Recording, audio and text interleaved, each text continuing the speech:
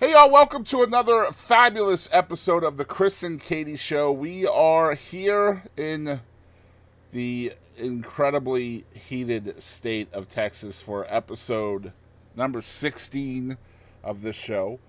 And if you are listening to us in the future, meaning whenever this comes out to YouTube and Spotify and Amazon, Audible, iHeartRadio, Castbox, etc., we are now also live most of the time on Twitch.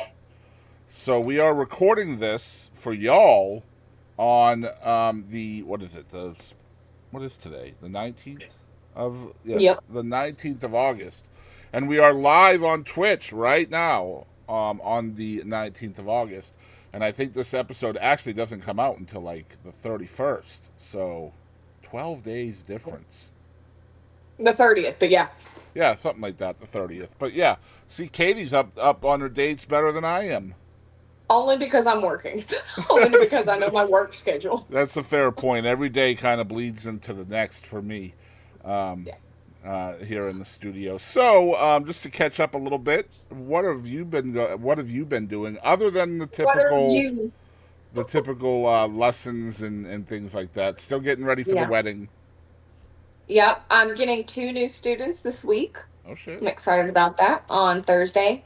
So in a couple days. Um, Wedding stuff is really, really close to done. I know that's good. Thank Yay! God. Less than 2 months away. And we saw each other Incredible. just a couple of days ago on Friday night. We Yep. got to hang I out was for a gonna little say while. that. Hmm. Yep. That We was played fun. at Brisket Love, me and Ryan Savallo. If Yep, y'all been keeping up, he was on a couple episodes ago. and he'll definitely be back as well. We just have to schedule all that stuff in. In fact, we were For sure. supposed to have a special guest tonight who canceled at the very last moment, which means my turn to choose a guest has come and gone, and now Katie is up next. So, Oh, that's depressing. so that means basically we each are allowed to pick one special guest per month, and then the other two episodes are just her and I.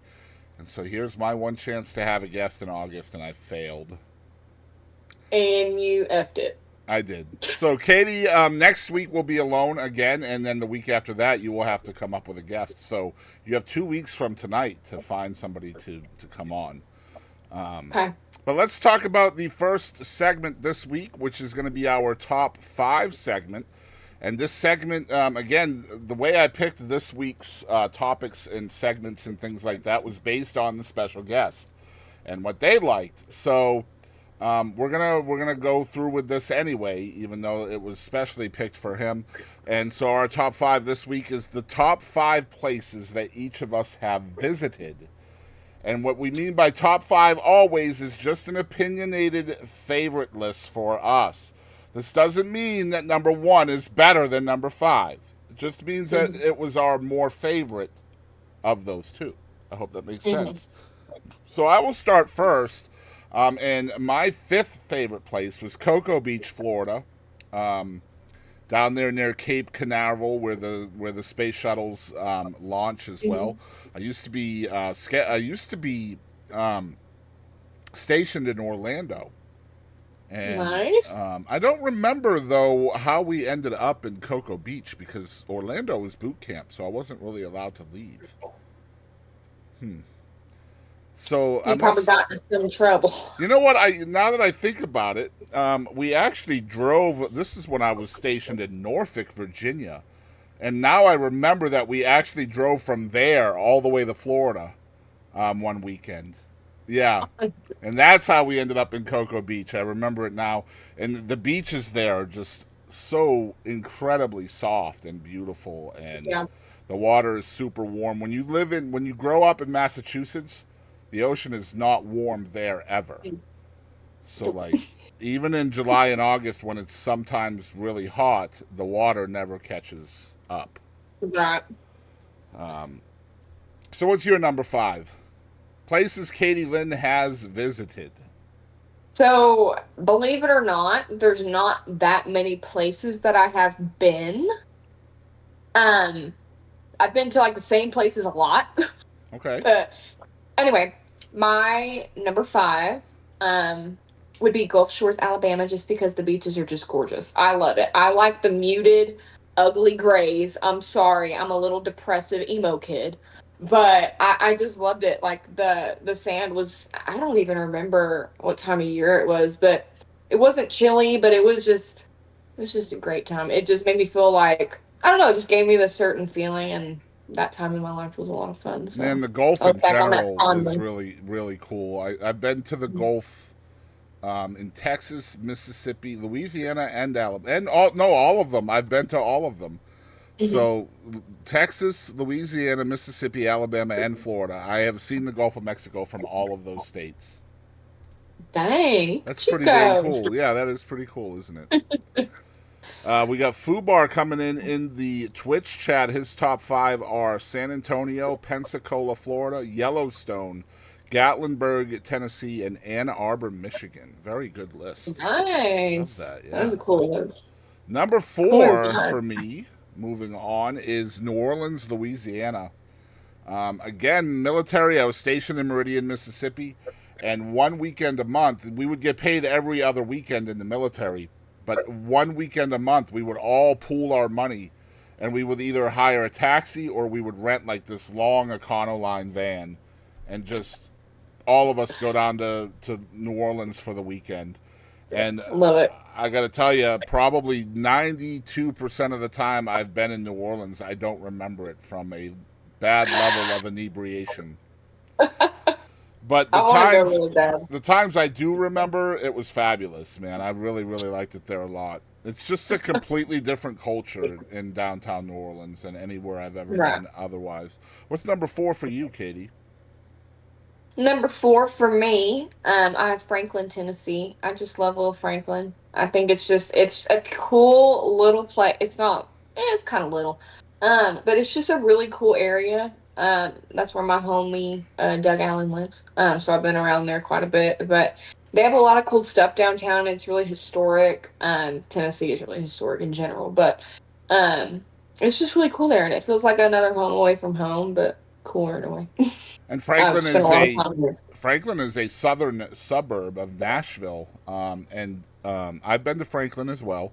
In fact, when I went to Nashville for the first time ever in 2000 or 1999, that's where our motel was in Franklin. And I remember because we were right across the street from the Mandrell sisters restaurant Yep. that was in Franklin. So a lot of the Nashville country stars, at least back when I visited there, all had houses south of Nashville, and so Yeah. a lot of them were in Franklin. Trying to think who it was. The Judds had an Yeah. office in Franklin. Hmm. I remember driving by that. Very good answer. I like that. Franklin, Tennessee. Very cool. Number Yeah. three for me is another beach. I noticed that out of my top five, four of them are on the ocean, and number three is Virginia Beach, Virginia. When I was stationed in Norfolk, we spent a lot of time on Virginia Beach. I loved it there because you could drive your car right up onto the beach and literally just park where you're gonna put your towel and go out and swim and fraternize or whatever. And I had a pet ferret at the time, Oh, I want one. and I was probably 19 or 20 years old. Man, that ferret got me a lot of ladies. Let me tell you what. I'm looking at pictures. It looks really pretty. I'd like to go everywhere in the United States and everyone on the planet to an extent. Yeah, good luck Um, with that. What's your number no, three yeah. here?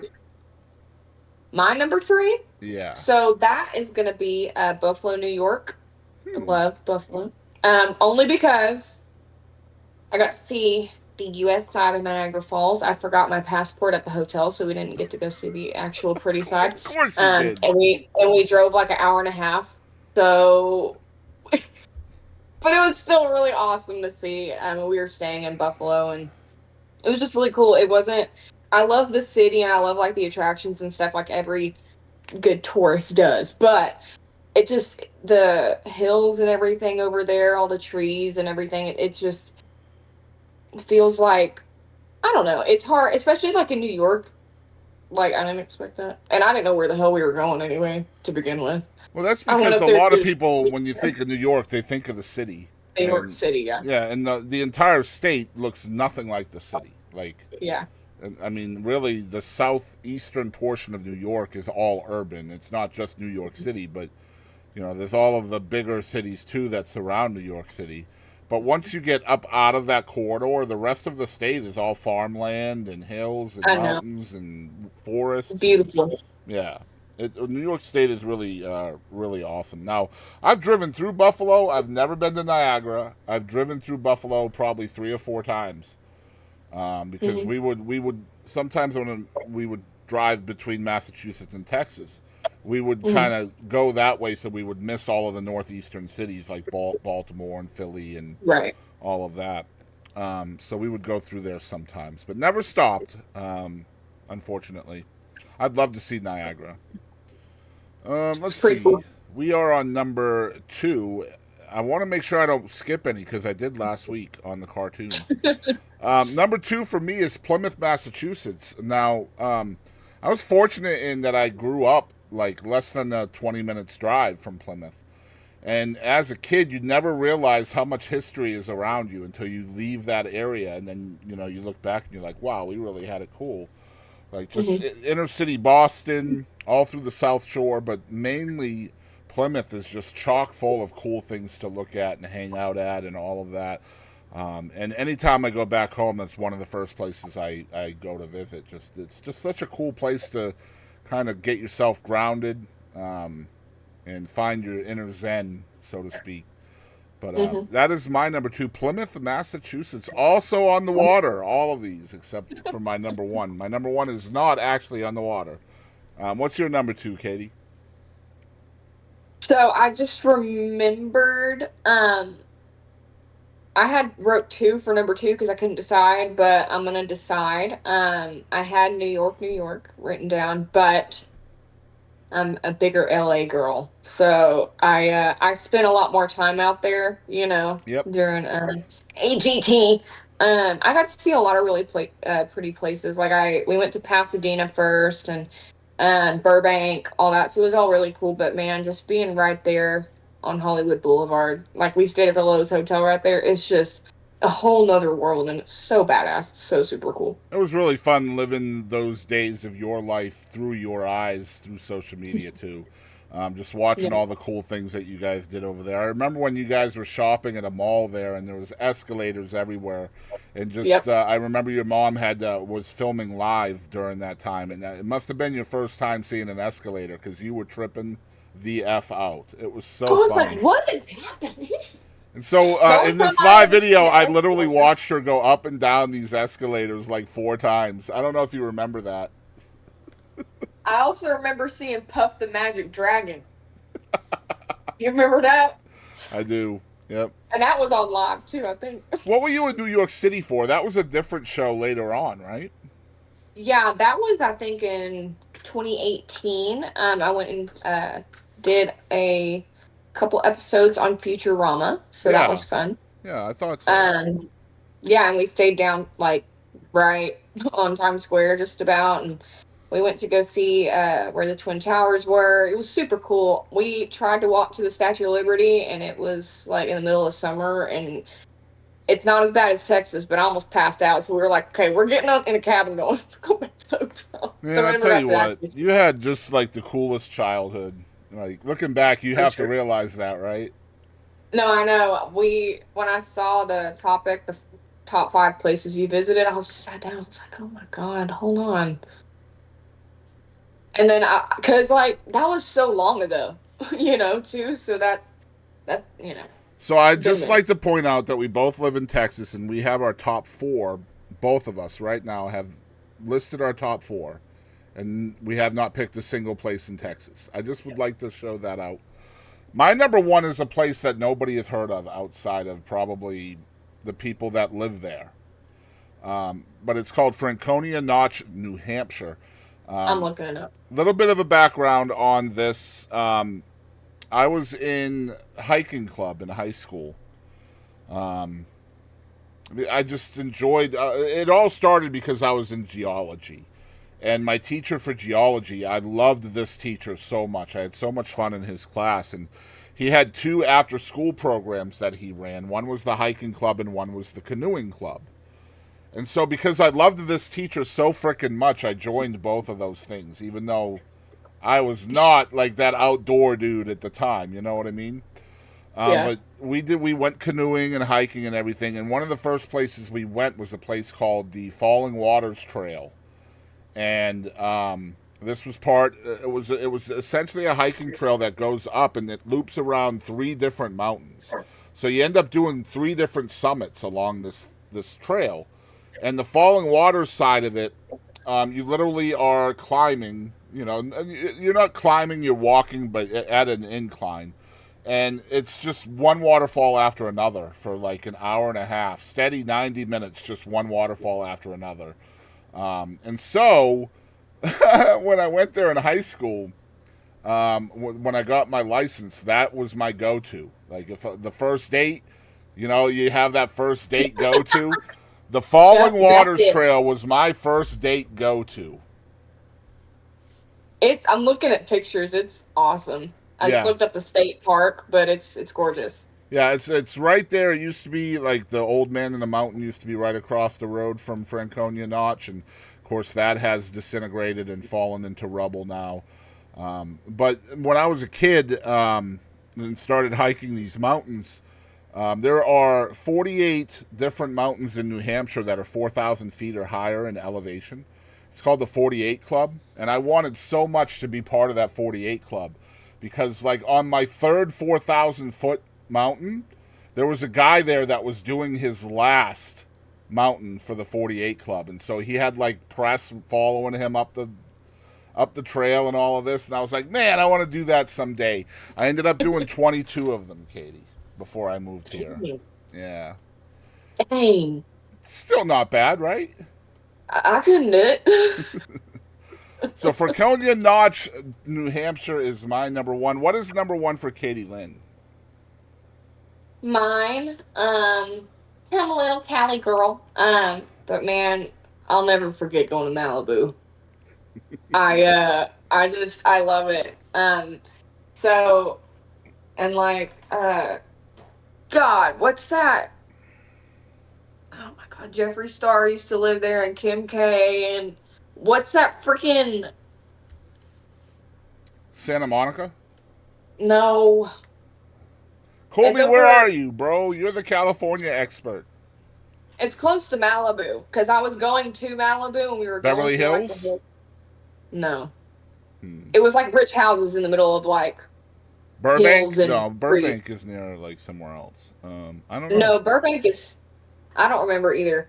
Anyway, Malibu is gorgeous, and especially on the way there, we were in, LA. So LA to Malibu, we were just driving. Once you get out of the city, same shit as New York, but it was just a whole nother level. Like you see all these mountains and all these trees, and then the ocean right behind it. And then we got to the ocean, and man, the sand and the water, it was just awesome. It was a crappy time of year. It was pretty cold, but I don't remember. It was probably like late September. It was close It's to my not birthday, probably. Naples, But is it? Naples?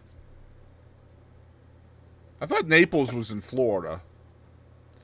We're talking Cali here. I've never been to California. really, Yeah, I've never been that far west. As far west as I've been is Phoenix, Arizona, which, by the way, would never make this list. The wine place in Cali. Oh, okay. Oh, you're talking about Napa Valley, Fubar, I think.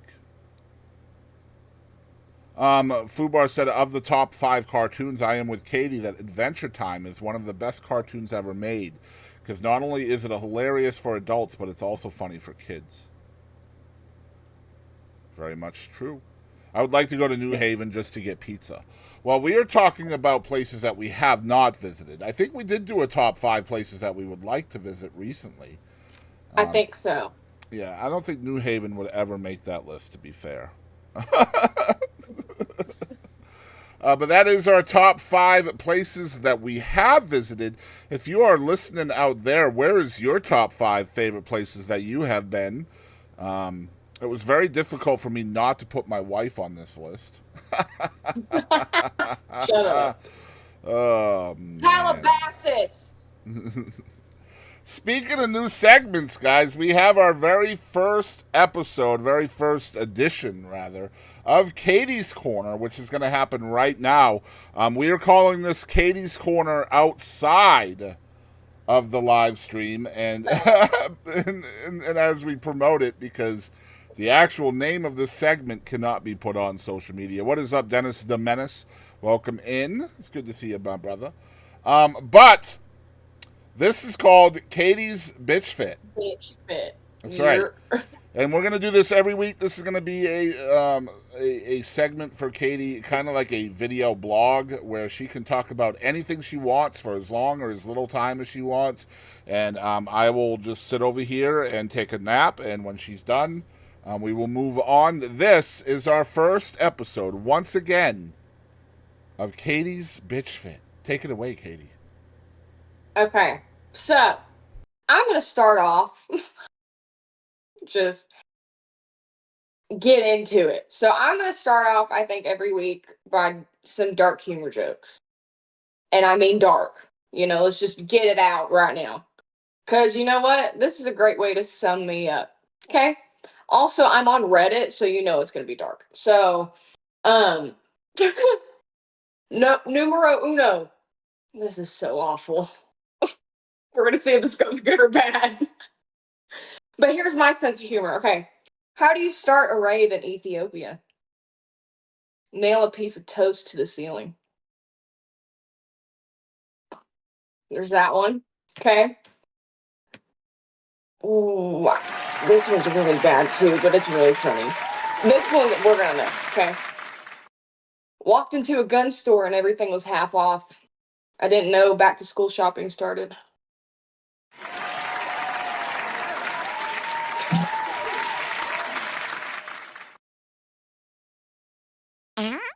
I can't do that one because Louise. How do you cure a ginger? Chemotherapy.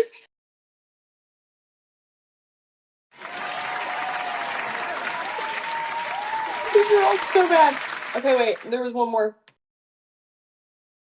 Okay. More cancer jokes. Okay.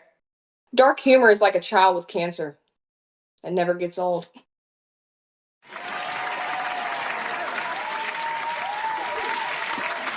Hate it. Hate it. But it's so good. You gotta think the reason that this is funny is because this is in people's brains. Like for real, for real. There's a lot on here that I was like, holy crap. Like this is like the dark web. It's bad. But those were a few that I liked. There was another one, but I don't know where it's at. There's like only a million. Anyway, I have a couple little topics that I found that I feel like really represent me as a person.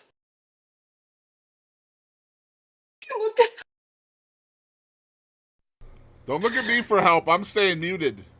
No, have you looked at the topics I'm talking about? I have. I'm out of this. This is your bitch fit, not mine. I know. Okay. So, Georgia mayor faces felony charges after investigators say he has stashed alcohol in a ditch for prisoners. Straight up, first of all, savage. Second of all, freaking OG, what the heck? Dude coming in clutch. Anyway, good for him. Anyway, the mayor of a small town in Georgia has been indicted on charges that he illegally left a bottle of gin in a ditch for a state prison work crew. Thompson Mayor Benji Kerry Cranford was indicted on Wednesday and arrested by Georgia Bureau of Investigations agents. God. He faces felony charges of furnishing prohibited items to inmates and attempting to commit a felony. Okay. It said that the 52-year-old Cranford drove to a store on June 3rd, bought a bottle of Seagram's extra dry gin, and left it in a ditch along Georgia 150 and Thompson in the path of a work crew of state prisoners from the Jefferson County Correctional Institution. Yeah, He really gave it to him. So that's really good shit. You know what? Man after my own heart. You know, he did what we all wanted to do, man. These dudes can't be making that toilet punch no more, dude. You gotta give them something better than that. Give them the real shit. They need something to get through their time. Shit. Anyway, not the point on that. Next one, near and dear to my heart. Purdue recalls 167,000 pounds of chicken nuggets after consumers find metal wire in some packages. The hell? No. Okay. I am a big chicken nugget gal. I have been my entire life. I was straight up that kid, and I'm still that kid up until like 2 years ago. That was just mac and cheese, mashed potatoes, bread, chicken nuggets.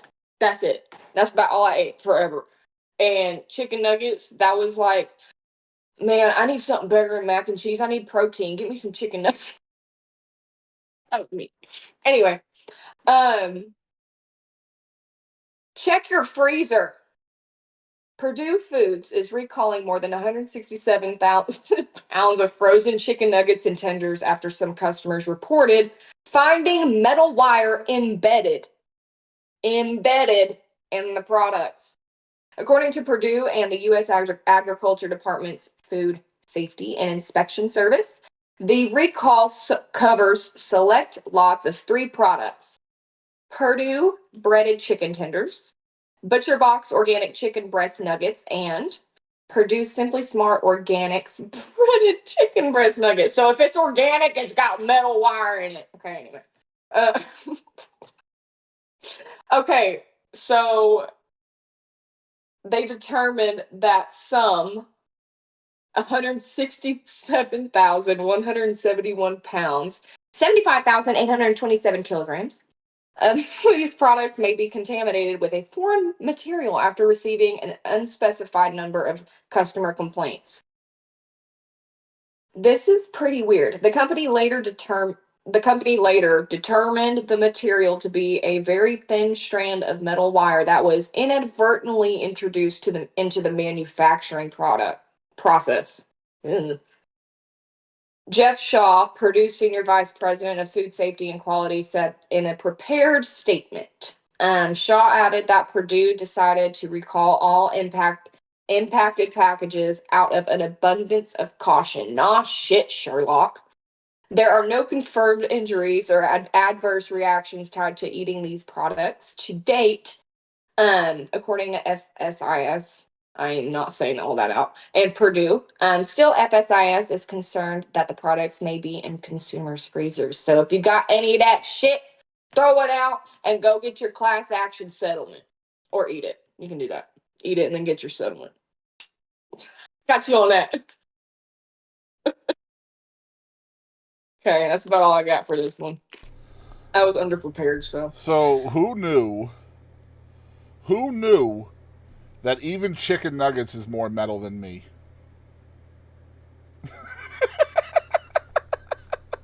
I love it. I love it. Oh Man, man, y'all, ladies and gentlemen, Kadie Lynn and her opinions do not represent the opinions of the show.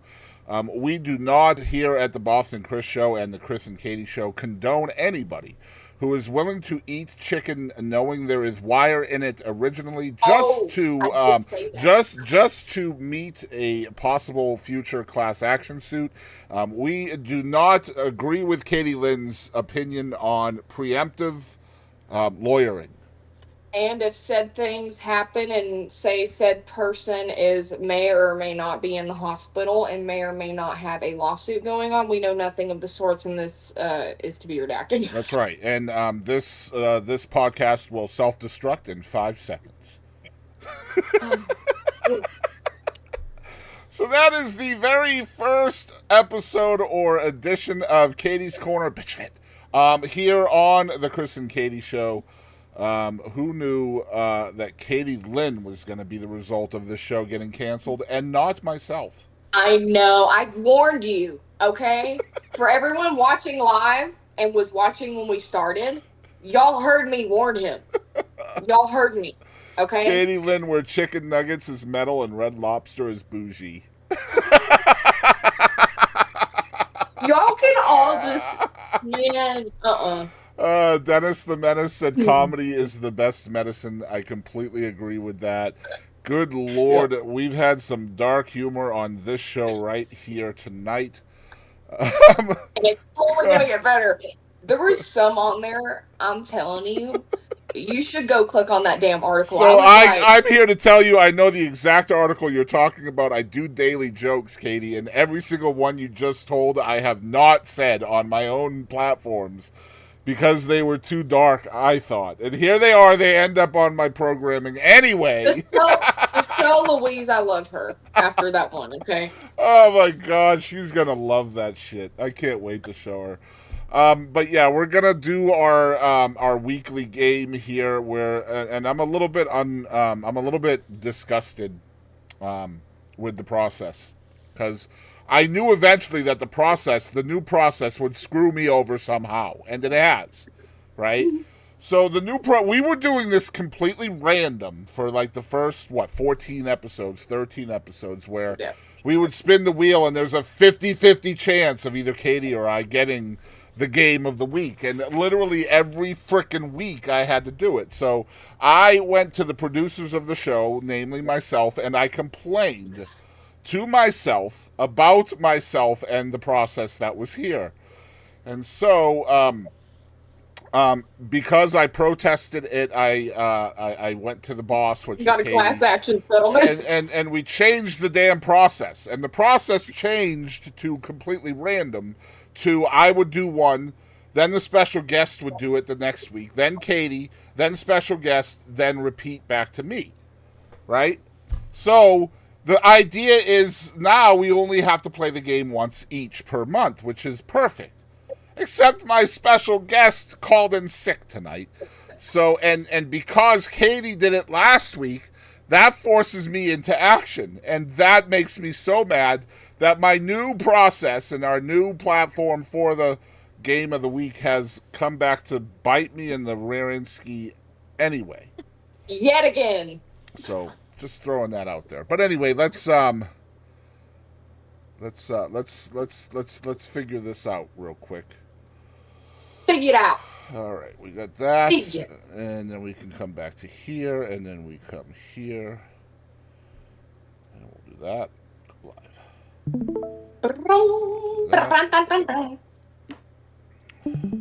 Beautiful. All right, so here is our wheel, right there. I'm gonna spin it. And we're going to figure out what game I will be playing first. Here we are. The game we are playing this week is Don't Get Me Started. Now, Don't Get Me Started means a topic is given, and then I must give a fake angry rant on that topic. So what is the topic going to be, you might ask? Let's find out. We have a winner, Chris. All right, here we go. So you be quiet. Somehow this is going to come back to get you, Kadie Lynn. All right, I do not see that in the foreseeable future.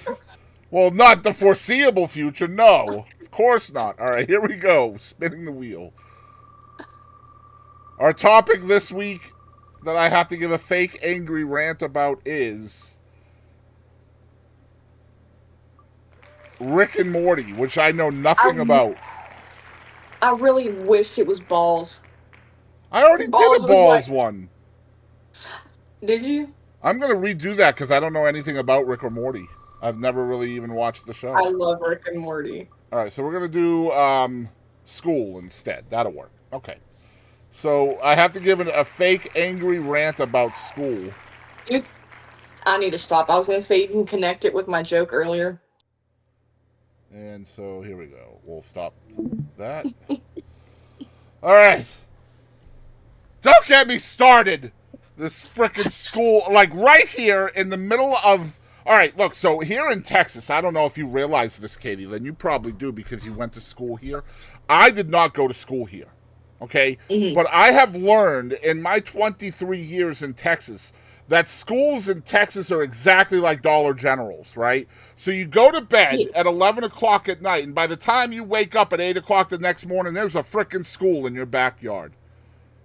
Not there the night before, wake up the next morning, fully kitted school, ready for frickin' kids. Like they got the Dollar General pack. Have you seen this shit? Not firsthand. Well, it's not right. You know, now we've talked about this before where I have this bunny problem and I'm trying to protect my parsnips, right? Well, Oh yeah. yeah, so I've got all this parsnip in my yard, and I don't know if you realize this, but school-age children will not eat a parsnip. Can you believe this? I won't either. I don't blame them, but So that I'm is just kind like, of look, if you're gonna frickin' just pop up some kind of random building in my backyard and in like a school or a frickin' Dollar General, you best at least make it so that it benefits the parsnip farmer somehow first.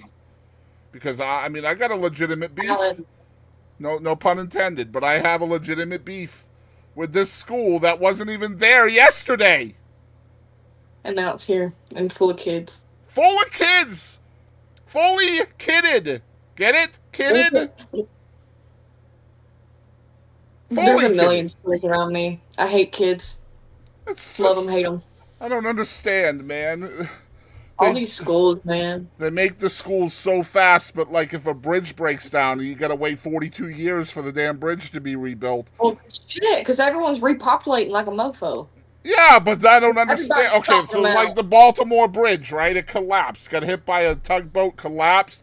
They're talking about 2029 before they're going to have a new bridge there. Frickin' Dollar General can frickin' make a damn store in 6 hours like they're playing Fortnite.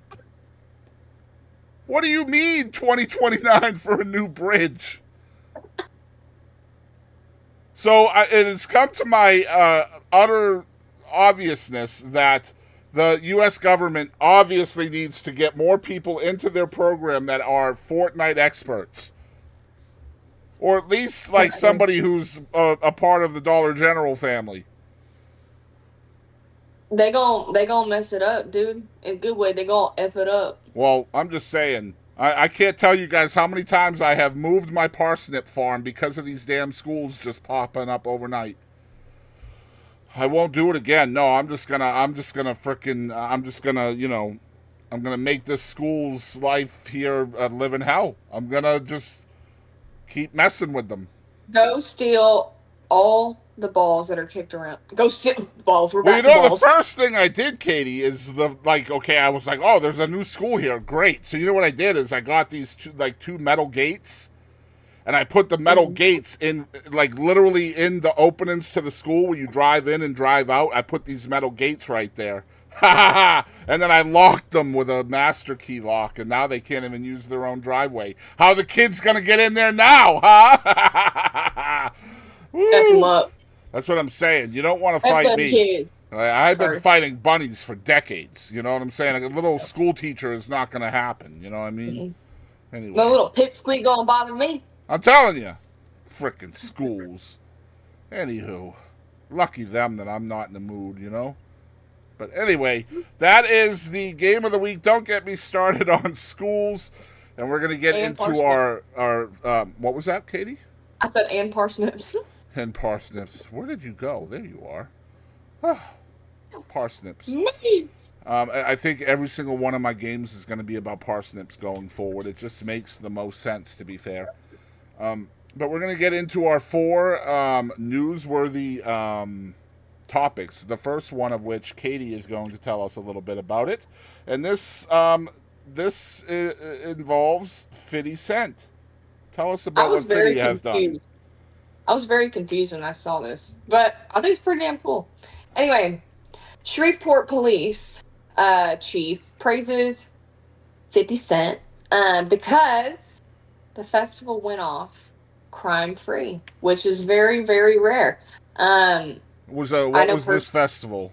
First of all, I'm getting there. oops, that was the headline. I gotcha. Okay. It was a 4-day humor and harmony event.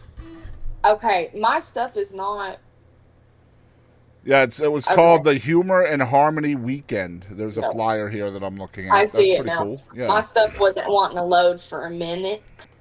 Anyway, he's getting praise from the Shreveport Chief of Police for pulling off an epic comedy and music festival that was crime free, especially given the backdrop of the city.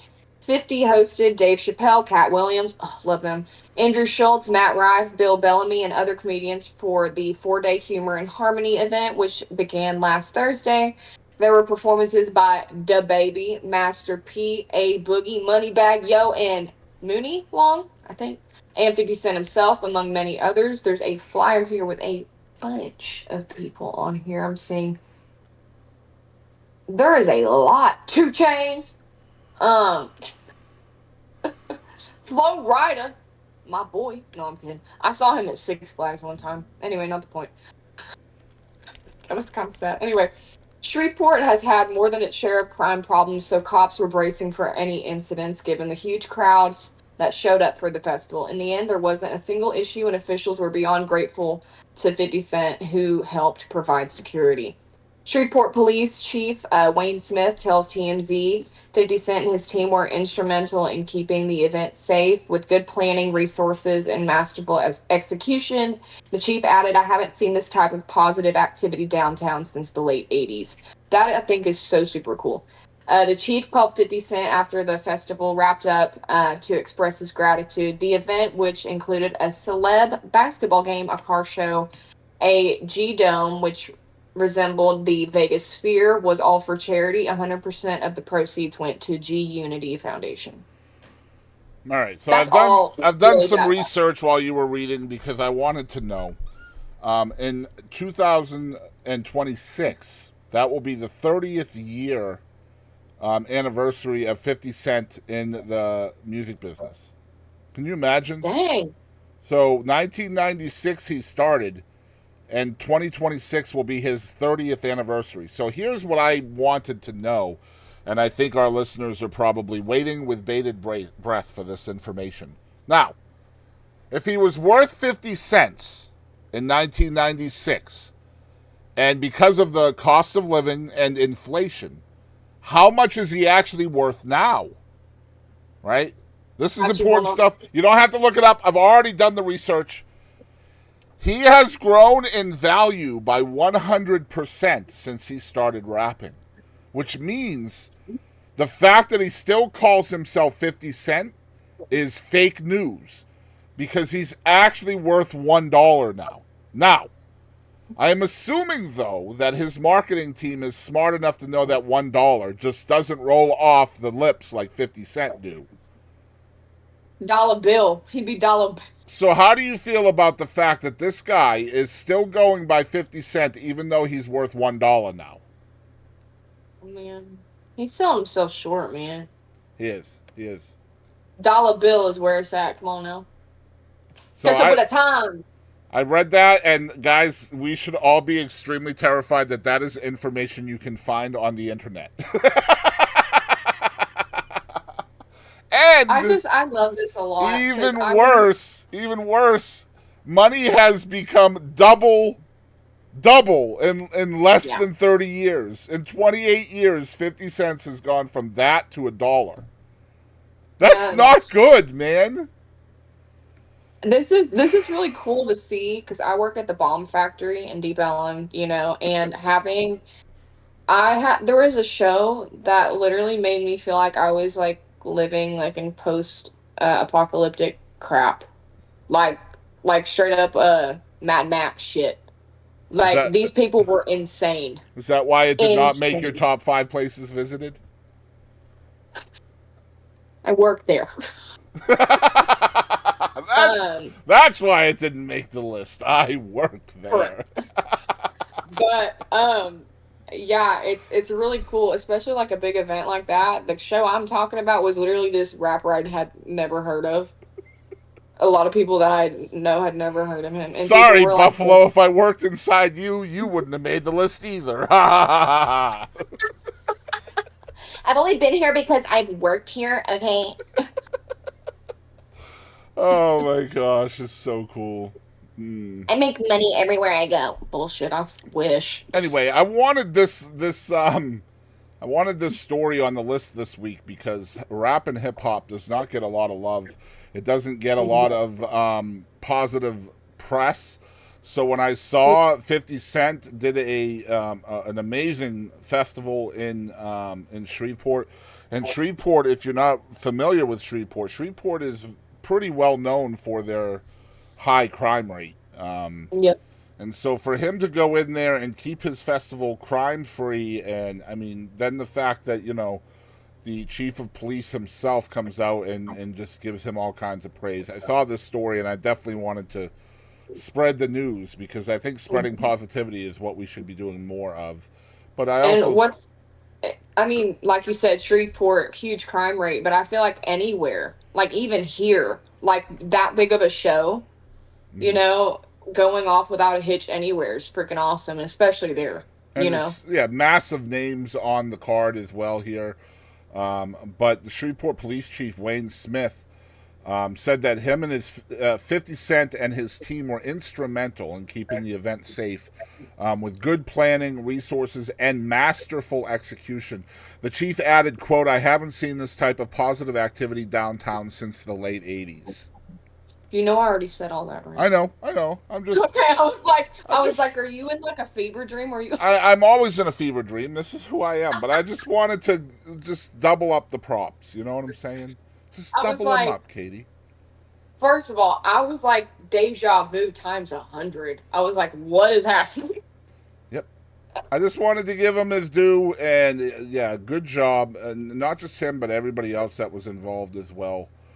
Like I said, I've been in and around Shreveport quite a lot, so they definitely could use some positivity for sure. And I mean, they have a fabulous music scene there as well over there in Shreveport. So kudos to all of that. Kudos to Fiddy. Where are we at? Let me check. Dollar bill. Dollar bill. I was really surprised. I figured I would be calling him like 81 cent or something like that. And I thought, if he changed his name to 81 Cent and started doing like the Prince thing, where he just changed his name every year, he could get away with a new debut album every summer. I mean, think about it. The debut album from 82 Cent, and then next year, the debut album from 87 Cent. I mean, because, the money's never going to go back to where it was before. He'll never be 50 Cent again. Just, I feel like his marketing team is missing out on opportunity here. I know.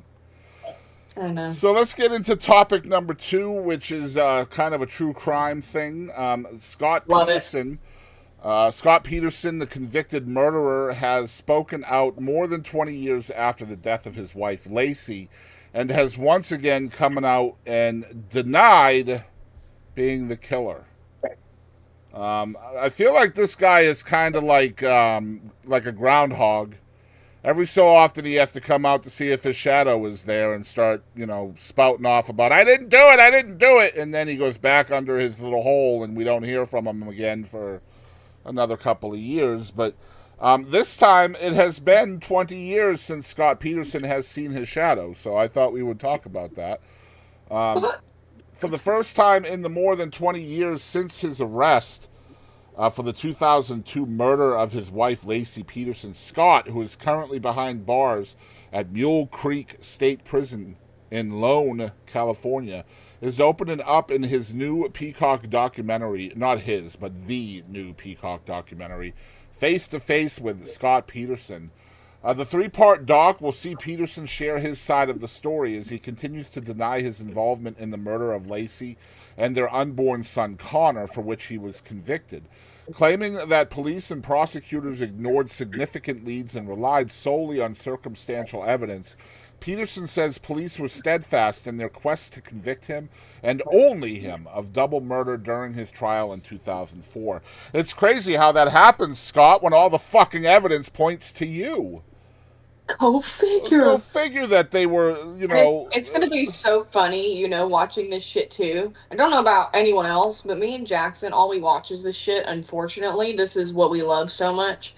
So we're going to, and like, and all of them, not all of them, but there's a lot of them like where they show like the people that both sides of the Mhm. story. And we're all gonna see this, and it's just it's gonna be so painfully obvious. And I love how like these POS people come out thinking like, yeah, I'm gonna change this. You're making yourself look worse, and you're showing everything. And I can almost guarantee you that's how this is gonna And go. I'm pretty sure, I might be wrong here, and maybe our viewers can correct me if I am wrong, but I'm pretty sure Peacock is also the company that put together the recent Casey Anthony documentary, where she was essentially the main part of the documentary. So, as somebody like Katie just said, somebody who enjoys true crime documentaries, this is You tough for always know me. at the end. Yeah, but like this is tough. Like I love watching them, just like you just said. Like it's unfortunate that we do love them so much, and I think the reason why it is unfortunate is because somebody like Casey Anthony or Scott Peterson, some of these really allegedly bad people, get in front of cameras and shit, maybe making money off of this and all of that. And I feel bad about that for being a consumer. But at the same time, I love knowing what their side of the Exactly. story is, even if I Like think it's bullshit. like Gypsy Rose, that's a great example too. Exactly right. Gypsy Rose is a great example of that. And that's why a lot of times I enjoy the true crime specials that are not in participation with the person in question. In other words, Gypsy Mhm. has nothing to do with it, or Casey Anthony's not part of it, or Scott Peterson is not part of it. But at the same time, that personalized feel is important as well. It's Yeah. just it sucks as a consumer because I don't want to feel like I'm benefiting the bad guy or girl in any way. You know? I just hope it doesn't come out to be a thing like Gypsy Rose. Like there's been a lot of people that are like, "Oh no, she's awesome." Mm-hmm. But and yeah, I mean that was so long ago, but at the same time, this is a person that did some pretty horrific things. We should Yeah. not be watching them on TikTok, watching them on YouTube, like enjoying them as a human being in general, personally. Um, but I think I Gypsy just hope. Rose, not to defend her in any way, but I want the show to be an open and honest discussion. I think you and I might disagree here a little bit. I'm not a fan of Gypsy Rose the person, but I'm Mm, very familiar with the story, and she might not add up to where we're at with like Casey Anthony and Scott Peterson simply because, yeah, she was found guilty in a way, but we kind of know why what happened yeah. happened, right? So some Right. some some Have you people actually seen? think that it's justified her killing of her mom, is what I mean. No, yeah. You know? I kind of stayed out of it because the whole like premise in general doesn't make me sick, but it disgusts me to be honest. Um, to see like these horrible people just blow up out of Yeah. nowhere. But I uh I don't it probably got taken down, but on Facebook there was a post and in the comments it was like a Google Doc and it was all of the crime scene photos from that. And I mean Yeah. not blurred or anything. When I Hmm. saw that I was like, okay, yeah, no, not So anyone that can do that, I don't give a yeah, shit. I'm not that kind of person either. Like when I run into that stuff, no, that's just there's some things that the public shouldn't be allowed to have access to. I know. I saw You that, know? and there was like so many reactions to it. I was like, "How is this on here?" And on Facebook. I agree. Yep. And but there's a lot of people that are avid fans and consuming that kind of graphic evidence. I'm not one of them. Um, No, I can take I your was word just for it, curious. prosecutor. You know what I mean? I Because I had no really idea. I knew about the situation, but I didn't really know much about it. And that popped up. I was like, because I didn't think I was gonna see the whole dead body and everything. I thought it was just gonna be like, you know, here's this knife over here, here's Mm-hmm. this over. You know what I mean? No, it was horrific. Horrific. So this story about Scott Peterson will be out on Peacock on August 20th.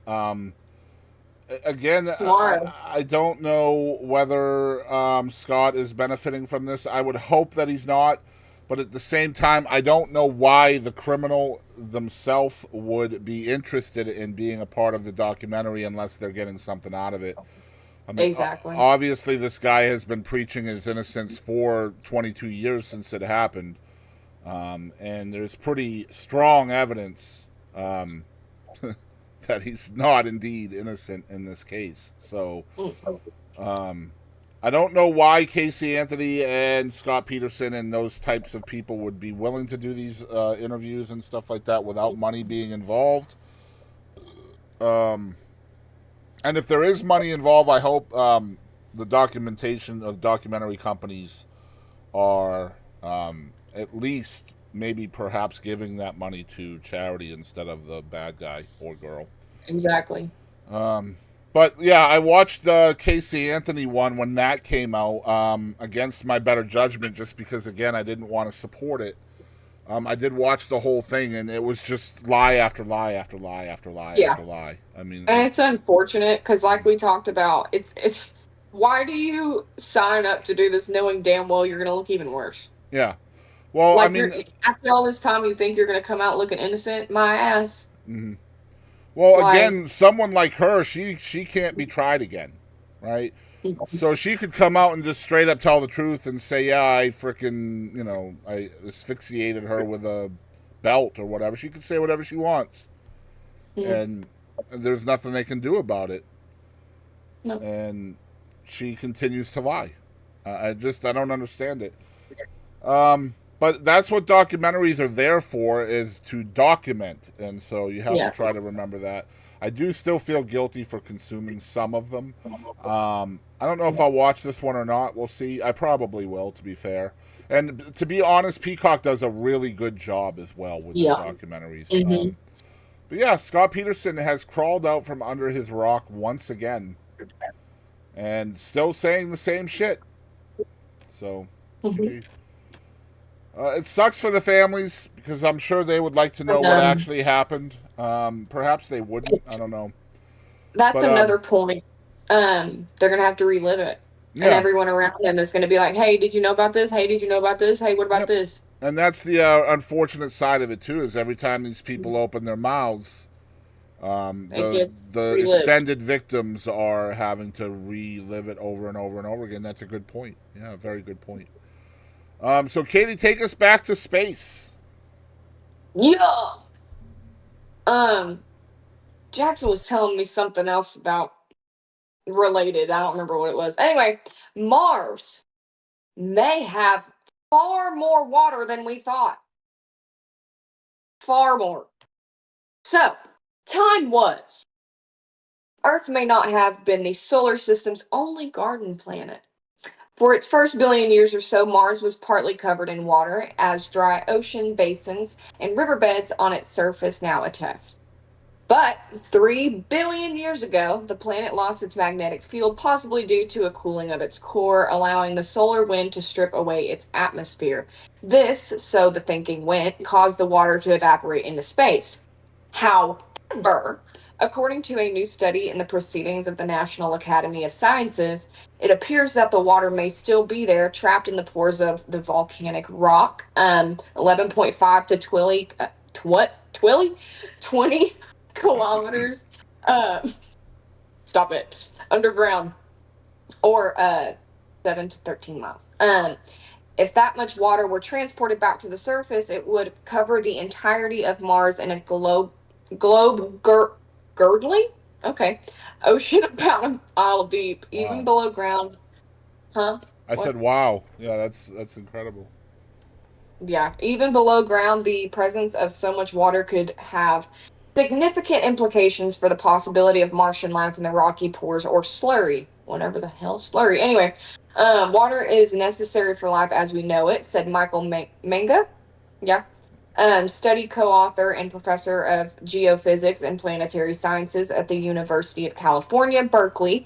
In a statement, I don't see why the underground reservoir is not a habitable. Help me with that word. Habitable. God. Habitable, yeah. That made my brain hurt looking at it. Environment. It's certainly true on Earth. Deep, deep mines host life.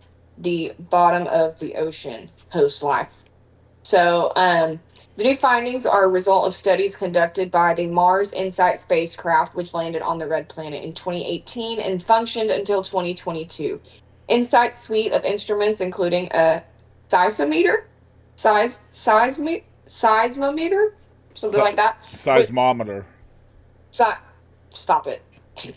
You always make me sound like a dumbass, but you know what? Fair.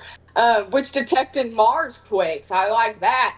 Mars quakes up to a magnitude of 5, a moderate quake on the Richter scale. Yeah. Richter. I hate you. Anyway, thank you for saving my ass though. Anyway, I got the you. tremors may have been caused by volcanic stirrings, meteor impacts, or the contraction of the crust. Why does it sound like a metal band? Because you're talking about Marsquake. That should be a metal band in itself, right? For real. But what mattered more than the source was the speed at which the energy was transmitted through the subsurface. Computer models of those measurements were consistent with the tremors passing through the waterlogged region at 11.5 to 20 kilometers depth. I'm almost done, I promise. The available data are best explained by a water-saturated mid-crust, the authors wrote. Nice. I'm skipping a lot because there's a lot here. Anyway, it's not just the seismic data or seismic, something like that. Yep. Seismic, yep. Anyway, that point to that conclusion, the amount of surface water locked in Mars's polar caps is not remotely enough to account for what was once there, judging by the depth of the river and ocean depressions. That means that the water either sank or vanished into space, and the new findings indicate it was the former. That's pretty dope. Let's stop right there. So, essentially, what they're saying is there's a lot of water in Mars, and there used to be a lot more. Mm-hmm. Essentially, that's what the story is saying. And here on Earth, we know, especially the aliens among us, like Kadie, who has had a long history in space, know that water is the secret to life, right? So if Mars has had that much water, then chances are probably fairly good that Mars has seen life at some point, and maybe even right this second. Yep. And I mean, they're saying like it's, on the inside too. What's to say that there ain't some Martians living in some caves under there? I mean, there very well could be, right? I mean, there's a lot of surface area on the planet. And that's what it says here. To finish up real quick, it says the presence of the water may mean big things for Martian biology as well as for our understanding of the planet's history. But we are no closer to one day being able to live off the Martian land, unfortunately. So, the deepest hole ever drilled on Earth is the Kola super deep borehole in northwest Russia, which extends down about 12 kilometers. That may be deep enough to touch the red planet's water, but nobody pretends it would be possible to transport the same kind of massive drilling equipment that dug the Kola hole to Mars. So essentially what they're saying is we do not have the technology. We have the technology needed to get to the water, but we don't have a way of getting it there. Read the next line, please. The last line, she wants me to read it. Quote, drilling a hole 10 kilometers deep on Mars, even for Elon Musk, would be difficult, Manga told BBC News. Essentially what he's saying, no matter how much money you have, chances are not very good you're going to be able to transport the technology needed to get to Mars, and then get to the water. And getting to the water would be absolutely necessary to formulate a colony on Mars. Yep. So we're still a ways away from that happening. Probably not within our lifetimes, I would imagine. Probably not, no. So, unless some drastic shit happens. Yeah, unless somebody is very close to constructing a teleporter of some kind. Elon. I doubt that very seriously. Oh, yeah. But we will get into our last early topic. We still have one more main event topic that we'll get to in a little while.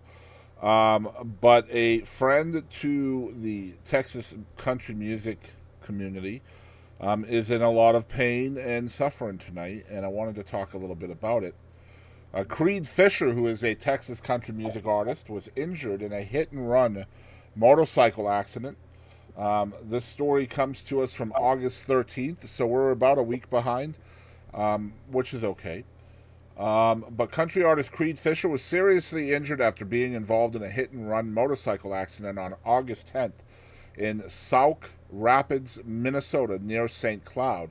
Fisher was scheduled to play a show at Raleigh's on August 10th in Sauk Rapids when the accident occurred. Fisher is currently in the hospital in St. Cloud recovering from his injuries. Again, this is about 6 days old. According to fellow country music artist Jesse Keith Whitley and others, Creed Fisher suffered a collapsed lung, which doctors were able to fix. However, he also suffered multiple broken fingers, severe road rash, as well as a pelvis injury that requires Fisher to have surgery on Tuesday. This article is from SavingCountryMusic.com. Now, since the accident was characterized as a hit and run, the article's writer reached out to the local sheriff's department to see if the suspect was still at large. And according to Benton County Sheriff Troy Heck, they do know the suspect's identity but are not sharing it publicly at that time per Minnesota law as the investigation continues. According to a statement from the sheriff about the accident, here's the statement. Investigating deputies determined that prior to the crash, Fisher had been at a residence in rural Benton County with friends. Deputies learned Fisher left the residence with 2 other men, one man named Kyle Michael Crone, and another man Fisher had only met that day. The 3 men were intent on driving to Raleigh's, and the man whom Fisher had met that day volunteered to guide Fisher and Crone to the bar.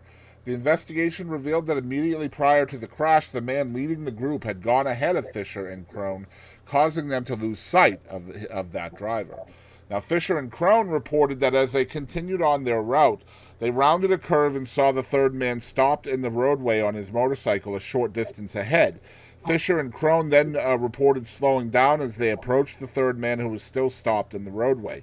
As Fisher maneuvered to drive around the third man to the left, that man abruptly turned his motorcycle to the left and moved into the path of Fisher's motorcycle.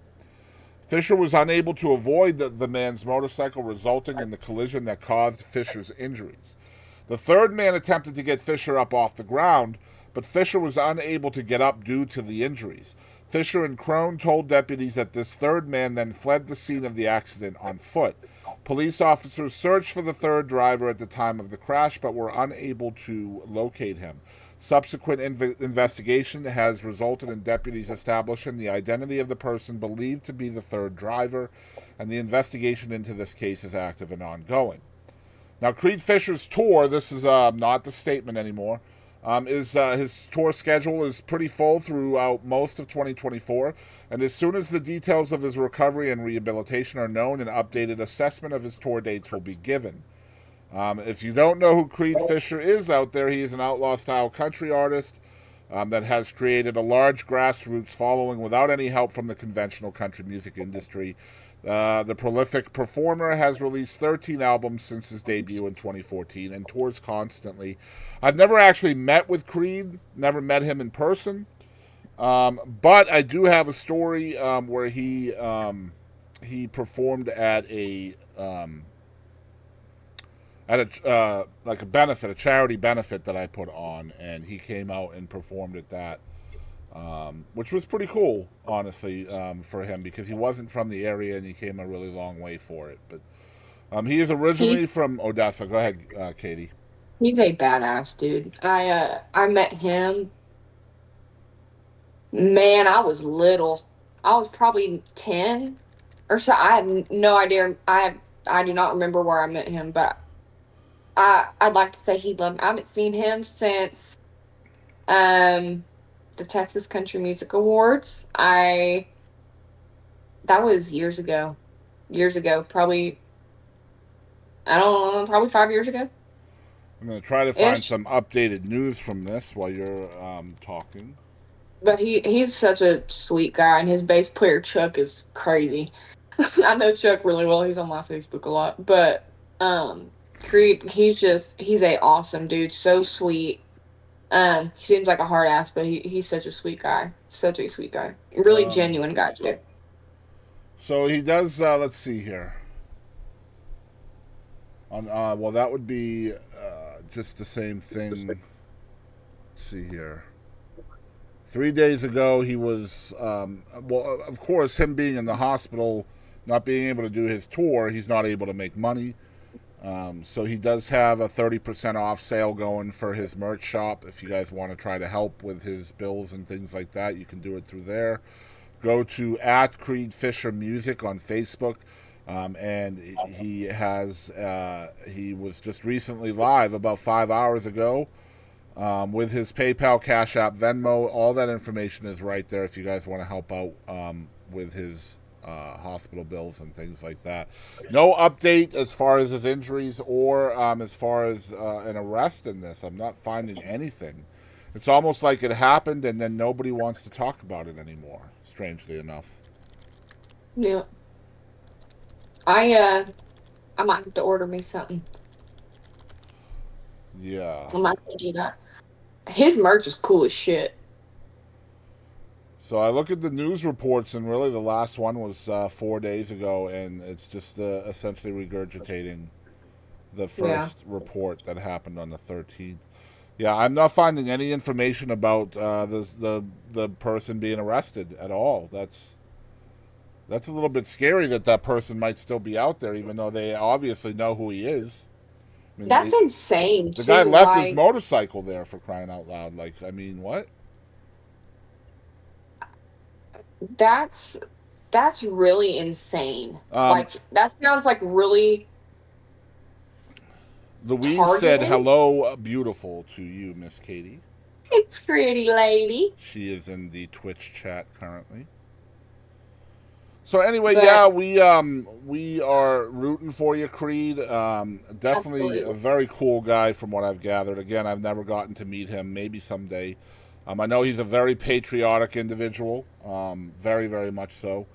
And usually I'm okay with folks like that. So, but I hope he gets to feeling better. I hope he can get back out on the road, and I hope he can find a way to take care of his worries and stresses in the meantime. Again, a musician, an artist, full time. When you take the ability to perform away, man, it changes everything. They can't pay their bills anymore. So just keep him in your thoughts and all of that. But let's talk about the weird but true news this week. So typically we do 3 of these when there is a special guest, but since there is no special guest this week, Katie's going to get one and I am going to go get one. I'm going to let Kadie go first this week. All right, Dan. I just have my facts. So should I just say one or should I do a couple? Because, I mean, it's going... Yeah, you can do whatever... just do whatever you want. Do a few if you want. Okay, I'll do a few then. So, I don't know if it's al or all, but I'm going to say allodoxophobia. Or allodoxophobia. I'm pretty sure it's allodoxophobia. Is the fear of other people's opinions. And you know what? Same. I think we all have that fear at this point. For real. Also, lemons float, but limes sink. Wow. Mm-hmm. You heard it was Justin Timberlake that did it. I mean, I don't think Justin Timberlake's allowed to ride motorcycles right now, Fubar. Oh, the real name for a hashtag, or pound, I guess, is Octothorpe. I knew that. The fuck? I actually knew that. Yep, Octothorpe. The tiny pocket in jeans was designed to store pocket watches. Yep. The hell? I can't even fit one tiny finger in there. Yeah, nowadays that's where our paycheck goes. My little 50 cent. Yep. Which was worth a quarter in 1996. Well, now I got 2 damn quarters. How about that shit? Oh my god. Okay, look. I'm going to try to butcher this. I'm actually going to try my hardest. Okay? Like, really my hardest to say this word. But a fear of long words is called... Oh my gosh, I've said this before. Have you? I have. I can't wait to hear this. Go ahead. You got this.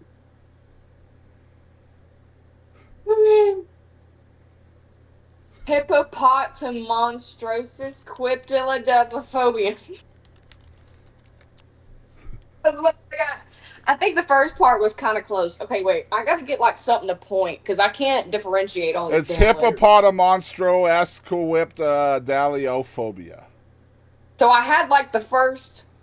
Hippopotamonstra esquipt daliophobia. That's a wow. That's a cluster. Hippopotamonstro monstrosesquipid daliophobia. Daliophobia. So hippopotamonstrosis quips daliophobia. Yeah, because you're supposed to put a dash there to help you say it. I see it now. Or is it daliophobia? No. You got it. Yeah. So if you put the dash between the S and the Q, that helps you say it. So it would be like hippopotamonstrosis quip daliophobia. A lot.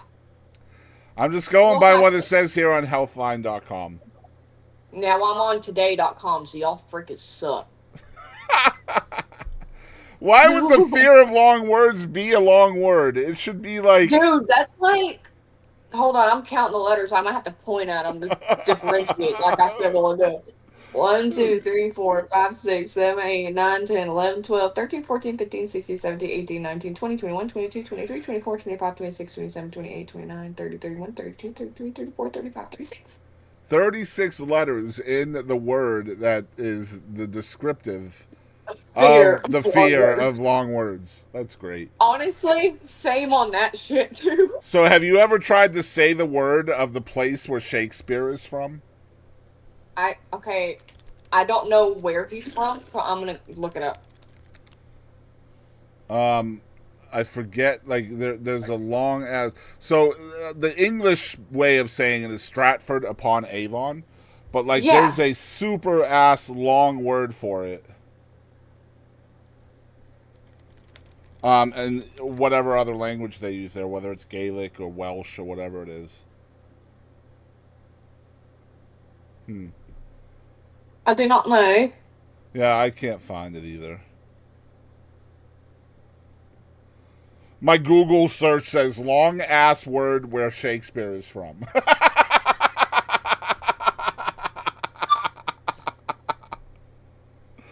Oh my gosh. I saw a TikTok video or a video of somebody walking down the entire sign of all the letters of his hometown or whatever. It was pretty funny. Yeah. But anyway, let's so it's my turn for weird but true news, and mine comes to us from you guessed it, the UK. Here we go. You're gonna love this shit. Golly, this is great. Horrified homeowner finds a flock of sheep on her roof. She said it surely can't be a bird. This is from August 18th. This just happened. Yesterday. Literally, this just in. A homeowner has described the quote-unquote hilarious moment when she found a flock of sheep walking around on her roof. That's right. Kristen Jackson, who is 28, was left shocked after discovering the 4 farm animals trotting about on top of her 4-bed property on Thursday evening. Man, I would think that's a premonition. Like, sheep are close enough to goats, okay? Premonition right there. We're dying. We're dead. She had been in bed with her partner, Daniel Payne, 33, when they heard a loud noise echoing through their home in Whitworth, Lancashire, at around 8 a.m. And fearing a burglar had crept onto the top of their detached home, Kristen rushed outside to see what was making the bizarre commotion. But she burst out laughing when she realized that a small herd of sheep was walking up and down the roof, which is about 9 foot high off the ground, by the way. All right? The marketing executive said, "I heard the noises and thought, what is that? It surely can't be a bird. Is it a cat or something else? It sounded a lot bigger. So I was like, I need to go and see what's on the roof. You think the worst. Is someone on the house? Is someone breaking in? I quickly jumped out of bed and went out of the back door, and I went to the back garden area and looked up, and I was like, oh my God, there are sheep on the roof." I just burst out laughing because it was kind of hilarious. She added, I ran inside, grabbed my phone, and basically said to my partner, you need to come out and see this. Or as we say here in Texas, y'all come look at this shit. Yeah, or you got to see this shit. That's what I said. You got to see this shit. Have you ever said the words, y'all come look at this shit before I flush it? No, not personally, but I'm pretty sure either my brother-in-law or nephew have. That's an old Jeff Foxworthy, you might be a redneck joke. If you've ever said the words, y'all come look at this before I flush it, you might be a redneck. Anyway. Mm-hmm. So anyway, her partner came out and turned around, and he was just as shocked. He started laughing at the fact that they had 4 sheep on the roof, and the sheep were just staring back at them. So you guys out there are probably wondering, how in the world did these 4 sheep get onto the roof of their crib, right? Probably wondering that. So here's what I'm going to do. We're going to go into the other mode here. Oh my God, are we watching? I'm going to share my screen so you guys can see this. Nuh-uh. And so here are the sheep on the roof. You can literally see them. At least, yeah, you can see all 4 of them in that picture. Okay? And then you come down here, and this is a picture of the woman who lived in the house. And this is a picture, as you can see, how they probably got up on the roof. Yeah. So they are the house is actually below street level, but they are 9 foot off the ground in some parts. But you can see again that part of the house is below street level. That's actually a gorgeous place. Yeah, absolutely. Pretty gorgeous. So there they are again on the roof. But yeah, that's how they got up there. GG. Oh man, good stuff. You just never know what you're gonna see on the Weird But True News. You're. All right, so our original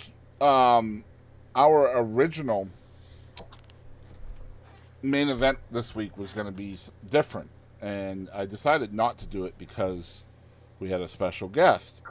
So I changed it to be more special guest friendly. And so what we are talking about this week is Mathew Perry. So as you guys may know, I think Mathew Perry passed away before we started doing this podcast, or we would have probably talked about it. But I think so. Yeah, he passed away before we started doing this show, but there's just been a pretty big announcement within this story. But just to catch you guys up, you guys might remember that Mathew Perry passed away, I think, in his hot tub.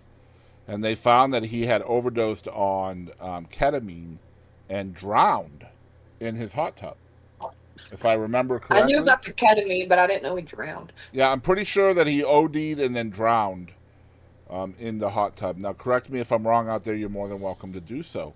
But here recently, 5 people were charged in the death of Mathew Perry, including the actor's doctor and his personal assistant.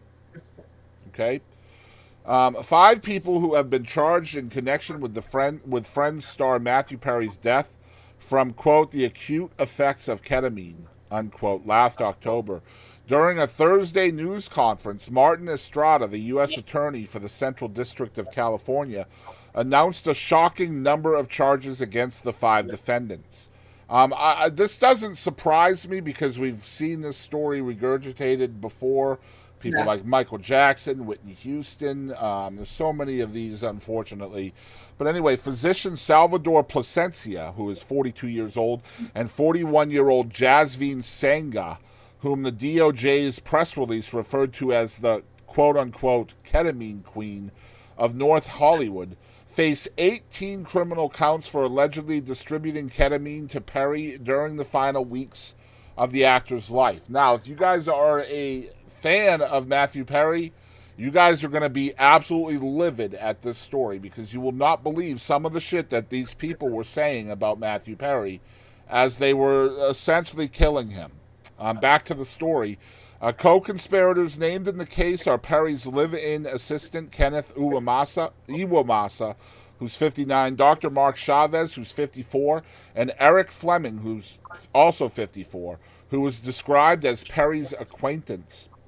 Iwamasa and Fleming pleaded guilty earlier this month to one count of conspiracy to distribute ketamine.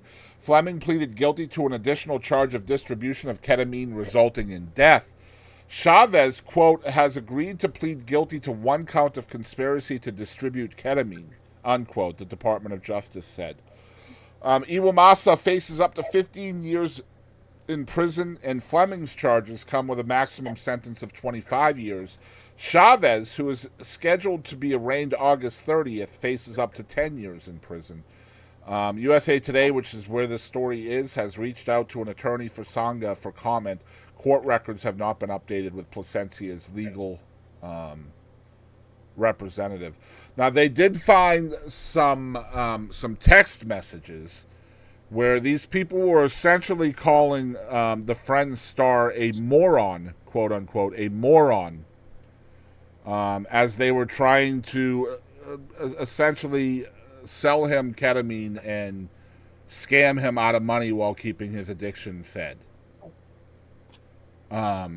Just absolutely sickening shit, man.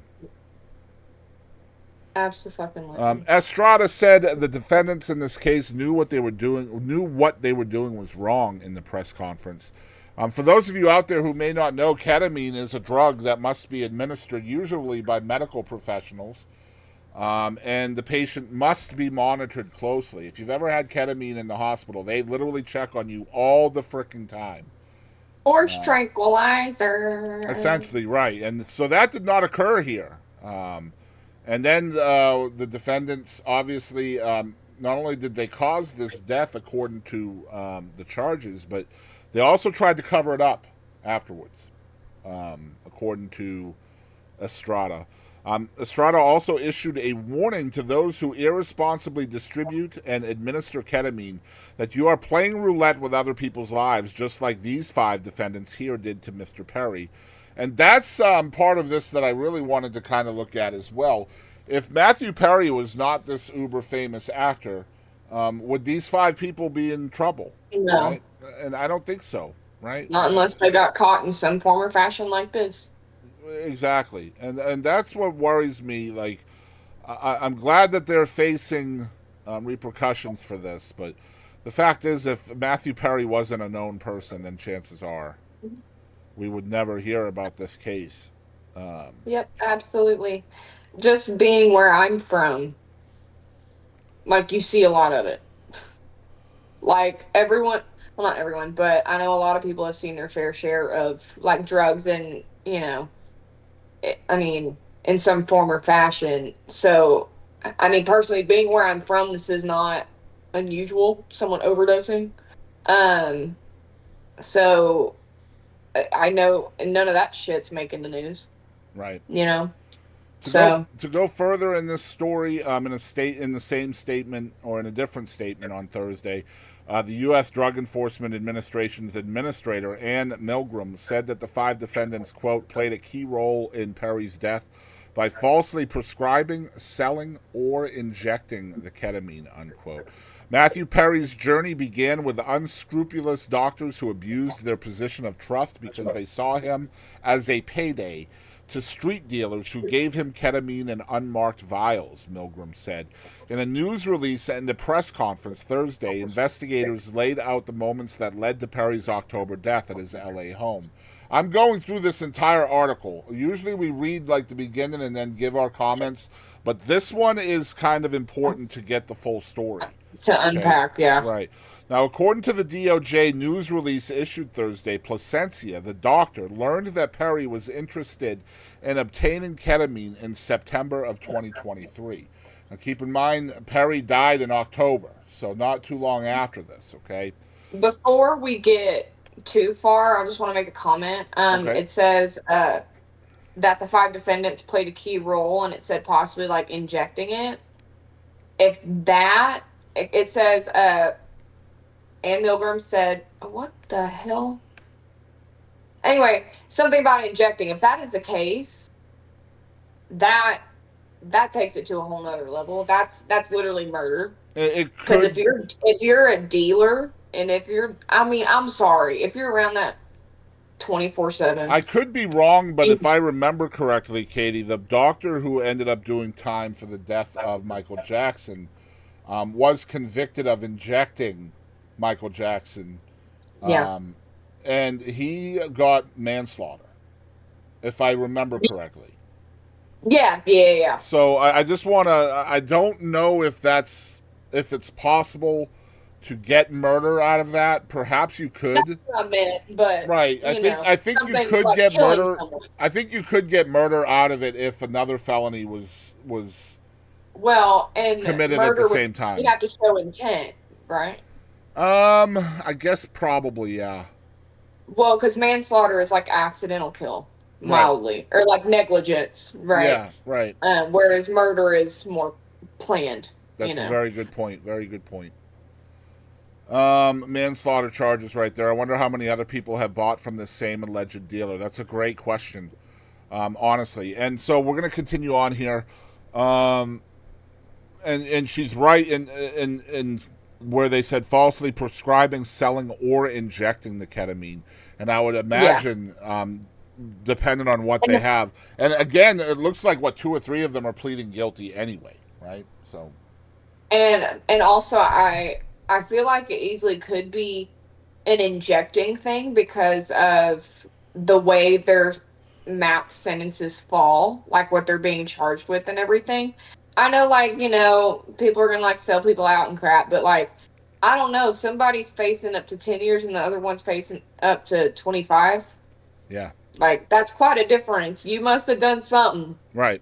a lot worse than these And people. so, as the story said, Placencia is the doctor here, and he found out that Perry was interested in obtaining ketamine in September of 23.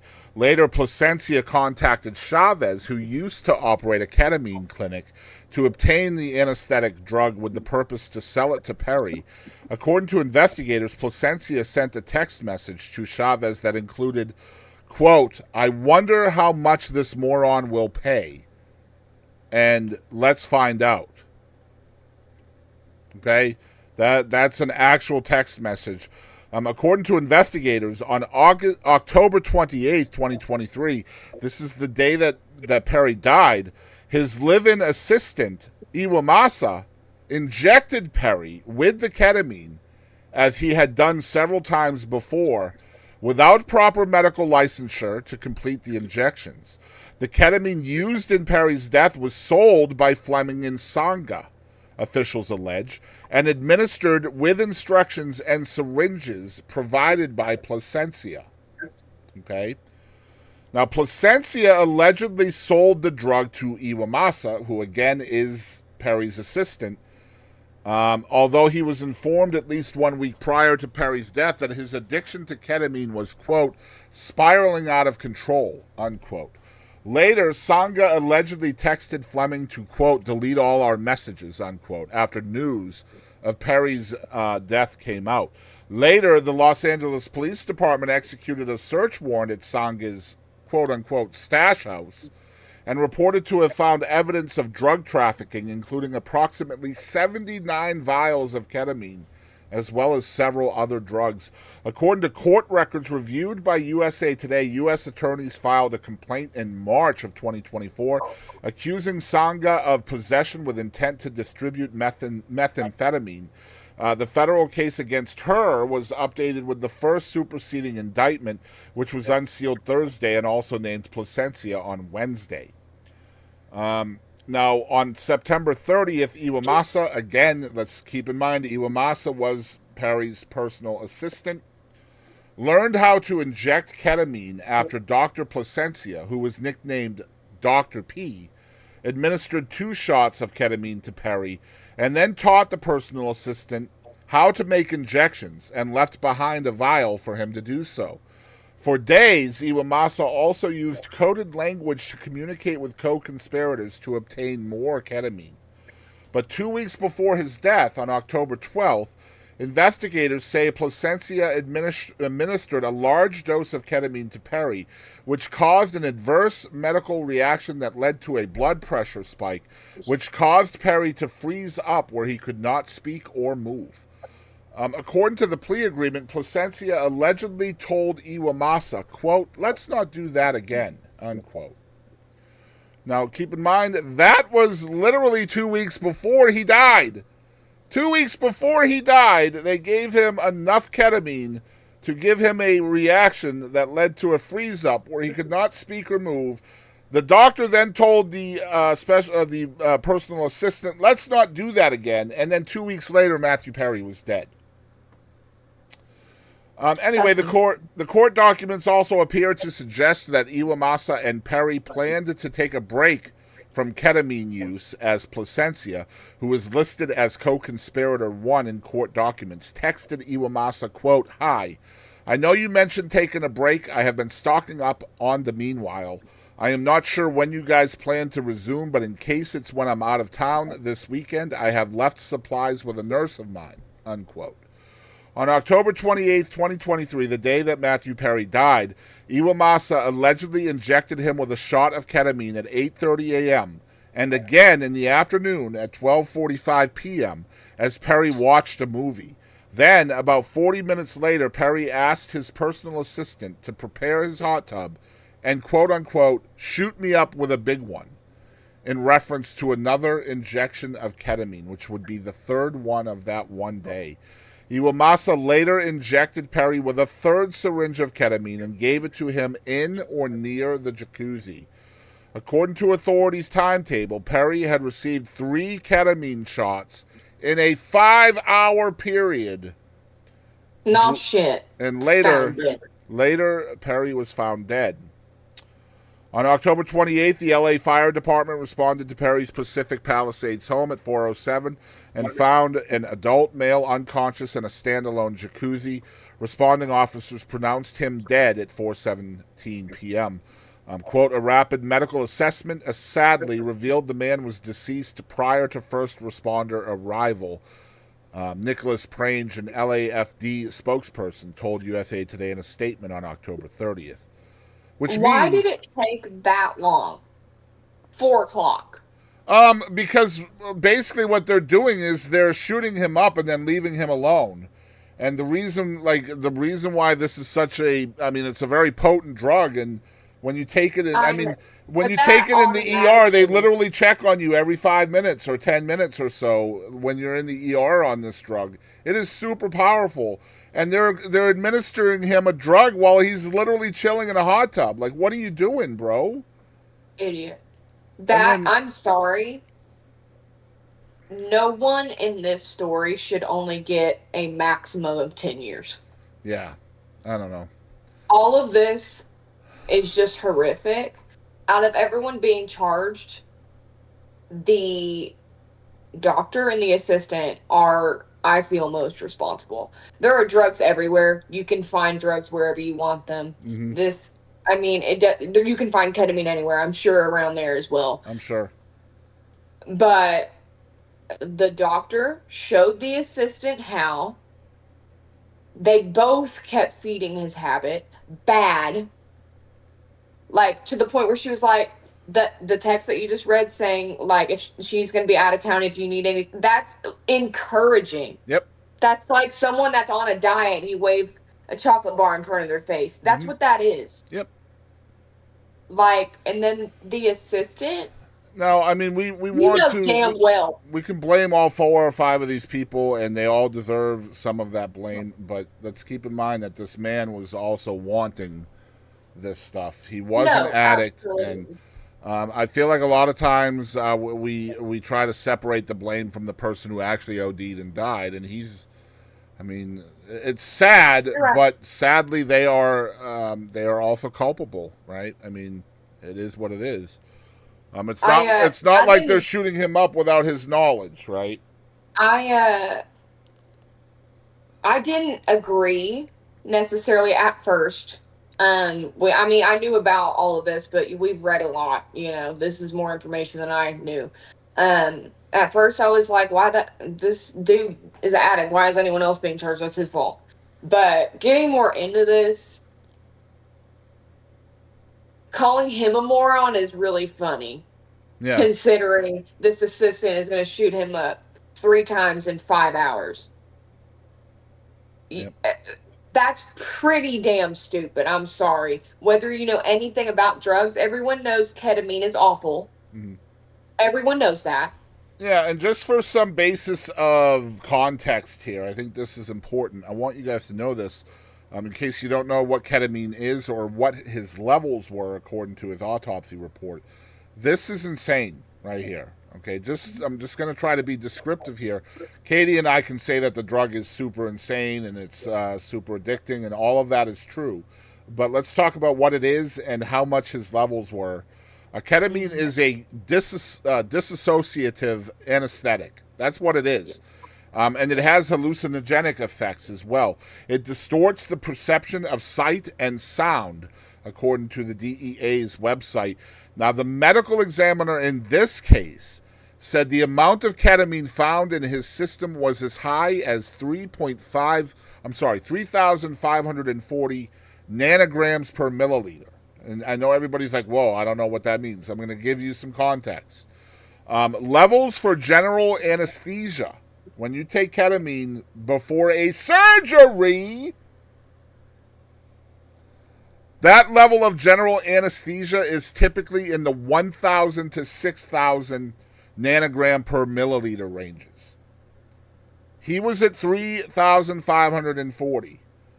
So he was higher than mid on their scale of general anesthesia when they conducted the autopsy.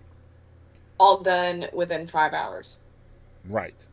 And that shit goes out of your system too. Like the first dose. That's what I'm saying. Those levels are always going to be lower than they were at the time of death. Because that was at 4:00 right. that they even found him. So it just depends on how long it took them to do the autopsy report. And I don't know the biology of this drug and how long it takes to, come down or whatever the terminology is.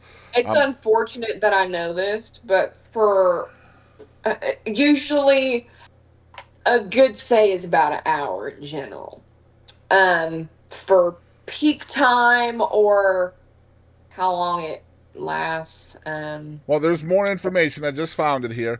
It says Perry was reported to be receiving ketamine infusion therapy for depression and anxiety, according to the report. And his last session for that was reportedly 1.5 weeks before his death. Was the last time he had a ketamine infusion therapy. And according to the report's notes, when I say report's notes, I'm talking about the autopsy report here. Right. The ketamine in his system at his death could not be from the infusion therapy because the ketamine's half-life is 3 to 4 hours or less. Yeah, I know. Really, anything hard, ketamine, heroin. Meth sticks around a lot longer. Not a lot longer, but usually I know heroin out of your system within a day. Like no traces of it. There is like all these hard drugs, like they are in and out. That's why you can never pop a crackhead. Mm-hmm. Unless they got it on them. Well, it's sad. It sucks that the man is gone. It sucks equally that this is the way he went out. Addiction Absolutely. sucks. I hate that he's gone again, but I'm that guy that's always going to be like, yo, if this wasn't Mathew Perry, we would not have heard about it, right? Like, it just would not, this would not be making the news. But at the same time, I want folks out there to see, and that's why I always want to kind of give a different take on the stories that we give. It's not always just going to be talking about the actual facts of it, but also the fact of the matter is, again, like I said, if it was Joe somebody, you'd never hear about Joe it. Blow. All right. So many other people probably have died from it than we haven't heard about. Yeah, absolutely. I mean, that chick was called the Queen of Ketamine. Well, yeah, and not only that, this guy was a predator. He was openly targeting addicts and calling them morons, and I mean, so there's definitely more out there. It just so happened that these people, they go too far. That's what happened with Michael Jackson. The guy gave him too much, and there was nobody there to monitor it, and poof, death. And I don't give a shit if you're a good person. I don't care if you're paying me $1 billion a day and I work for somebody crazy, Mathew Perry. You can't pay me enough. I will not do it. Mm-hmm. To that extent. Even if I did it, which I would never. You know damn well. Mm-hmm. Like, you cannot be a good person to do that. I'm sorry. Well, taking advantage of other people's weaknesses is a very predatory thing to do, and it's people like that don't normally change, Mm-hmm. So if you don't see a problem with that, then there's a problem with you. Yeah, I agree. So sadly, that is our main story this week. Kadie Lynn, what do you have going on the next week or so until I see you again? I'm working a lot at the factory, so hopefully things will go as smoothly as 50 Cent's festival. Hopefully. $1. Make you holla. Anyway. But yeah, I got that. More lessons. Yep, same. Well, for me, I just started a Boston Chris Show newsletter. And so I've got 2 people signed up for it so far. So at least I know there's 2 people out there that love me extremely well enough to be on a I'll be next. To be on my on my newsletter. I'm just, man, Kadie, you and I talk about social media a lot, and just it frustrates me so much. I know. Like, it just, we work so hard on this kind of stuff, and it's real easy to get burnt out real quick, and the want to give up is always lingering. Yeah, you ask yourself all the time, why am I doing this? Why am I doing this? What's the point? Nobody's paying attention to this. And so, and typically that's not true. Like, people want to pay attention to it. It's just they don't know how to. The algorithms suck. The algorithms are blocking them from seeing it. And that's what I'm struggling with. So I got the idea from talking to your mom. Well, I had the idea prior to talking to your mom the other night, but the need to kind of sped up after talking to your mom. Because your mom is frustrated too, watching what we're doing, and the growth is so slow in what we're doing. And she loves what we're doing. I love what we're doing. You love what we're doing. The people who are actually tuning in every week are loving the concept of what we do here on our Friday episodes. So now it's just trying to get people on board and to share and things like that. So I started this newsletter, and the newsletter is not just going to be for the Chris and Kadie Show, but the Chris and Kadie Show will be a prominent part of that newsletter. And it's just simply going to be one email 3 times a week. I'm going to put one out Tuesday, Friday, and Sunday. And essentially what that email is going to do is it's going to inform people who have signed up for the emails of what I have done since the last email. So my first email, for example, was last night. My next one will be tomorrow night. So tomorrow night's email will tell everybody what has come out on Monday and Tuesday. And then Friday's email will tell everybody what came out on Wednesday, Thursday, and Friday. And then Sundays will tell people what came out over the weekend, and so on. And so it's just hopefully going to be a comprehensive place where people can essentially consume the content they want to consume. And the email won't be blocked because you asked for it, right? You asked for the email. It won't be in your spam. You'll be able to get it every other day or every other, 2 days, whatever. So that's the idea behind it. I need to sign up for that. Okay, yeah, just tell me your email. Shoot it to me after the show, and I'll add you to the list. And it's not going to be anything, overwhelming, because I know when you're following like my Facebook page. I mean, we're talking 8 to 10 posts a day. I'm doing so much. And so the email is just going to be kind of like a wrap up of that. That way, if you're overwhelmed from all the content, and believe me, I'm the one putting it out there, so I'm also and not overwhelmed. just that. A lot of times when you post a lot gets missed too. Absolutely, and I don't want anything to get missed. I'm doing so much. We got this show. I've got the Boston Chris podcast. There's a lot to be seen, a lot to be heard. Yeah, the live streams, the gaming, the audiobooks, the karaoke, the live music, the concerts. Like, there's so much going on. And I know some people want some of it and not want some of the rest of it. And so, yeah, this will be a way that the people who really want to support and really want to be in the know can get a direct message from me 3 times a week on what is happening. I'm going to add some tips and tricks along the way on how to do certain things on social media. And just things that won't be out there anywhere else will be in these emails as well. Guest announcements will be made in that email first, whether it's for this show or the other one. So, yeah, I'm excited about it. It's going to be a little bit more work to put it out there. But, yeah, if you are watching out there or you're in the live Twitch right now, just let me know via DM what your email is if you want to be put on the list. If you're not watching live, just comment down below or send me an email at thechrisandkadieshow@gmail.com. Let me know your email address. I will add you to the list. And it's very simple to remove yourself from the list, too, if you want to. You're not going to hurt my feelings. All you would have to do is simply respond to one of those emails with "remove me, please." And I'll remove you. We can still be friends. Don't worry about any of that. Eventually, the algorithm will be good. We're just, grinding as much as we can and trying to grow. I'm not complaining at all because I'm loving doing this, right? It's a lot of fun. It's just a slow build, and growing can be really slow when the social media algorithms are working against you. So you just have to adjust, and that's what I'm trying to do, is adjust. But Wednesday, I made the announcement in last night's newsletter.